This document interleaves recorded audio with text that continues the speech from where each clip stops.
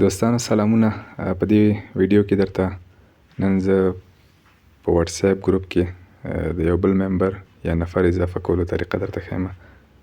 نو مهمه نه ده چې واتس اپ ساده واتس اپ وي او که واتس اپ بزنس او همداسې نور کوم واتس اپونه چې د جی بي او پینک واتس اپ او دغسې څو ډوله واتس اپونه ټولو کې کولی شي تاسې. زه به فعلا واتس اپ بزنس باندې کلیک وکړم. کلیک چې مې وکړ دلته تاسې وینئ خپل ګروپ په نامه دا یو ګروپ دی. نو زه غواړم چې یو ممبر یا بل نفر پکې راکړم کوم دوست. نو زه به په دغه ځای باندې کلیک وکړم. کلیک چې مې وکړ دلته تاسې وینئ دې کې فعلا ګروپ 7 ممبرز یعنې 7 نفره دي پکې.